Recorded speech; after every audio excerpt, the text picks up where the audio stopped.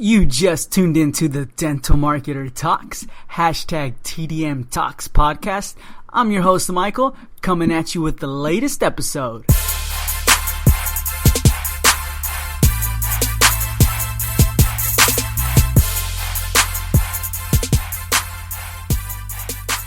How's it going, my people? Thank you so much for choosing to listen to the Dental Marketer podcast today. Guys, how's your schedule for production look this week? How does it look next week? Do you want new patients in your office ASAP? If so, don't worry guys, I've got you covered. Get 2 free, simple, and easy marketing tactics to attract new patients now. Just look below in the show notes and find the box that says get 2 simple and easy marketing tactics to attract new patients now. Fill out your first name, email, and click I want one, and I'll send your strategy right away. It's time to start attracting new patients today. All right, everyone, it's time to chit-chat with our featured guest, Dr. Ziv Simon. Dr. Simon maintains a private practice limited to periodontics, dental implants, and reconstructive surgery in Beverly Hills, California. He has conducted advanced research on bone engineering and dental implants. He is also an active member of the American Academy of Periodontology, American Dental Association, and founder of the Beverly Hills Multidisciplinary Dental Study Group. Dr. Simon has published several articles in professional journals and teaches at the School of Dentistry in University of Southern California. He has been featured on ABC's Extreme Makeover, Tyra Banks Show, and the Home and Family Show on the Hallmarks Channel. Dr. Simon lectures nationally as well as internationally on smile design, implant dentistry, and tissue reconstruction. Dr. Simon, how are you doing today? I'm doing great, Michael. How are you today? I'm doing great, man. Thanks for asking. Thanks for having me on the show. Dr. Simon, why don't you tell the Dental Marketer Tribe a little bit about your past, present, and future, and how you got to where you are today? Okay, cool. Well, I'm originally from Israel. That's where I went to dental school in Tel Aviv University, and then moved to Toronto, Canada. In 2000, went to Arias School at the University of Toronto, did some research there, and then moved to the United States in 2003, actually. So it's been about 13 years, and now I'm in Beverly Hills practicing in a practice limited to perio and implant surgery with a partner. I own the practice, and life's good. That's good. That's in a nutshell. That's what's been happening so far. Awesome. How long have you been in owning your own practice? I've been an owner now. We're going on my 8th or 9 years since 2008. So it's been a while. It's been a ride. It's a very competitive market here in Beverly Hills. Lots of specialists, lots of dentists, but also a lot of great patients. Mm-hmm. So it's great, but you really have to stand out and use all sorts of marketing techniques, and you really have to keep reinventing yourselves. Otherwise, you stay behind. So it's been a great time, great ride so far. And did you start off on your own, or automatically you put a partner on, or eventually you put the partner on? No, I started actually as an associate in the practice. My partner started the practice in 1980. So it was already an established practice, and there was a great opportunity for me to join the practice as an associate, and then about 5 years later, I joined as a partner. So I didn't start my practice from scratch, which is a good thing. Mm-hmm. But to be honest, I started here with no connections and no family, and really no referral sources, and my practice is 100% referrals, so that was a little bit tricky at the beginning. I wrote a lot of articles and did a lot of teaching at the university when I wasn't busy, but over time I turned it around, and it's been great. Yeah, now you're even featured on television and everything, so that's amazing. That that was when the Extreme Makeover, when the reality TV started. At the beginning of kind of 2000 something, we shot some of the episodes here in the office, working with Bill Dorfman and other doctors that were treating patients at the same time. Okay. So that was actually a long time ago. Oh, long time. I feel old. It's still good though. It's still good. Okay, what is one marketing technique tactic, strategy, or plan that you have seen or use in attracting new patients successfully?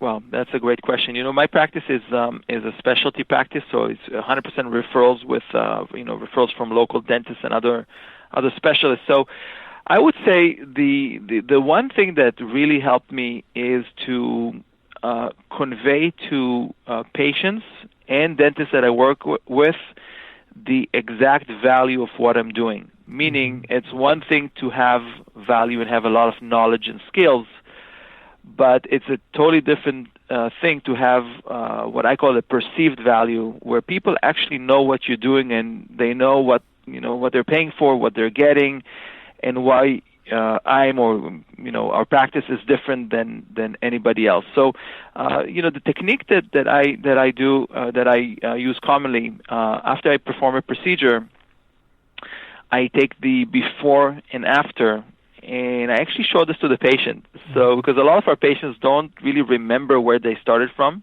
Yeah. And a lot of the patients here in Beverly Hills are very, what we call picky. I'm sure it's true in many places in the world and the country, but especially here, everybody's very picky in regards to aesthetics. So I always keep all the photos from the beginning, and I show them what we were able to achieve. And a lot of them say, "Wow, I kind of forgot how where I was at the beginning." And thanks for sharing. And I do the same thing with the dentist, and that, at least in my experience, encourages more referrals, repeating customers, patients referring their friends and family when they need similar work done. So basically create value, show it. Don't be shy about it. Yeah, and so what you do is you educate the patient and you also educate the dentist, right, who's doing the referral? Absolutely, yeah. I do. For me, it's the same thing. That's also one of the reasons that I teach pretty extensively. So I practice 5 days a week, but on weekends, evenings, and online, I give a lot of courses and I post my cases. So when doctors in the Los Angeles, Beverly Hills area see my cases, some of them may assume that I know what I'm doing, and they see the results, and that creates another referral stream into my practice. Okay, so you depend heavily on referrals, right, from other dentists? 100%. It's really, I want to say it's 99 to 100% referral. Then there are no patients off the street that come in. There are some patients that may check Google or see me on YouTube. I have a pretty busy channel on YouTube, and they would come this way, but the majority, 99%, are direct referral from another dentist or a specialist. And you build pretty good relationships with all these dentists too, huh? Yeah. Oh, yeah. I mean, I have to, and I use the conventional marketing techniques of wining and dining and lunching and Hollywood Bowl and but. To be honest, these things are really only after the relationship has been established. So if there are any surgical specialists listening or other specialists that would like to build relationship with general dentists and other specialists, it's really about communication and friendship and just doing good work and not being shy about it, communicating. What is one marketing strategy, idea, or technique you would never do again, and why? Okay. This is something I tried years ago when I would do an implant. I tried to, in order to pretty much make the dentist referring the patient to me happy, I would add an abutment to the implant, and I'm thinking, this is a great service, but it really fired back. And what I noticed is that dentists don't really, or the dentists that I like to work with, they would like to deliver their own abutments, and they'd like to make their own custom abutments. They like to charge for their abutments, and by me delivering an abutment to an implant, it actually defeats the purpose. And I found out that many specialists or surgical specialists doing that, they're basically cultivating a referral source of dentists that are not very well educated about dental implants. So dentists are referring a patient, getting an implant back with an abutment, taking an impression, but really staying at a very low level of knowledge in terms of implants. And I basically stopped doing that, and I'll never ever do this again. I'm in charge, and I try to be the best at it as I can in regards to implant surgery and the placement and the bone grafting, but the restorative, I leave totally to the dentist. And that what happened was that the dentists that were knowledgeable and were extremely proficient with implants, these are the ones that stuck with me as referrals. So I will never, ever do this again.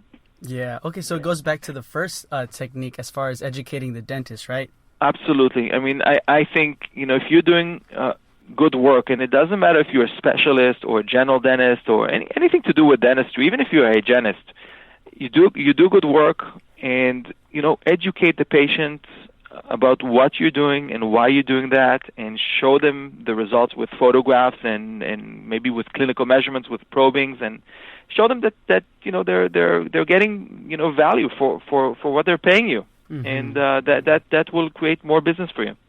I agree, yeah. And I think photographs and videos are super crucial, especially around this time, because the patient is never going to say, oh, you know what, on this tooth number, he did fantastic with the implant. And this, they don't know that type of terminology. They don't know that. They just look at the picture and say, you know what, he made my smile better. And that's what they're going to put out there also on Yelp and referrals and things like that. There you go. No, I agree, and I think if our patient population right now is extremely visual. Everybody's on social media, and people want to know and be educated and know what they're getting into. They'll actually check you out. They'll check your website and your Facebook and your any videos you have on YouTube. So you better have some high quality stuff in there. Oh yeah, especially if they're doing some big work done, like implants and things like that. They're going to check you out. Patients will check you out. Dentists will check you out. Everybody's going to check you out. Correct. There's nowhere to hide, Michael. That's it. But okay, Dr. Simon, thank you so much for being with us today. It was a privilege. But before we say goodbye, tell us where it is we can find you.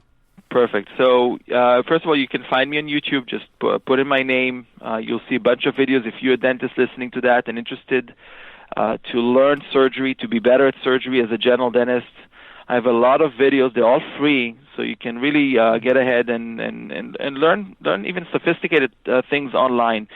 You can check me out on Facebook as well under my name. But if you'd like to be more part of my teaching community, that is called Surgical Masters. You can go to surgicalmaster.com and you add your name and email. And every week I will send you an email with some useful surgical information, a video, and you'll also hear about my upcoming online courses, audio programs, live courses, and as long as you're part of the list, you'll get all the announcements. And we now have about 15,000 doctors as part of our community in the United States, all over the world, and we now have a surgical mastermind group that is a private group of dentists just learning and educating one another, and mostly learning from our own mistakes. So a lot of exciting things are coming in the near future. That sounds amazing. And guys, all the links and everything will be in the show notes below. Where can they find you on social media? Social media, I'm pretty strong on Facebook and LinkedIn under my name or under Surgical Master. And if you'd like to send me an email, you can send me an email to Ziv, that is my first name, Ziv, at surgicalmaster.com. And I look forward to seeing you in the community. We now have an upcoming course on crown lengthening that's coming up really at the end of the month, and we look forward to having you part of it. It's going to be a global course for doctors all over the world. There'll be 4 weeks of training online with many CE credits, an audio program, and a lot of other bonuses that I'll offer to the community. Beautiful. Thank you so much again for joining us on today's episode, and we'll hear from you soon. My pleasure. Thank you for having me, Michael, and keep up the good work. Thank you so much for listening and tuning in into the Dental Marketer podcast today. Guys, don't forget to follow me on Instagram under The Dental Marketer. Follow me on Twitter under TDM Tweeting, and also like the Facebook page under The Dental Marketer. I wanted to pinpoint one thing. The 2 simple and easy marketing tactics to attract new patients now will only be available for 1 more day. So if you're listening to this podcast on the 13th, which is when it launches, November the 13th, 2016, it's only available today. Okay, and it's going to be gone on Monday. So just go down in the show notes and find the small box that says get 2 simple and easy marketing tactics to attract new patients now, completely for free, because it won't be there tomorrow. Thank you guys so much for tuning in once again, and I'll talk to you later.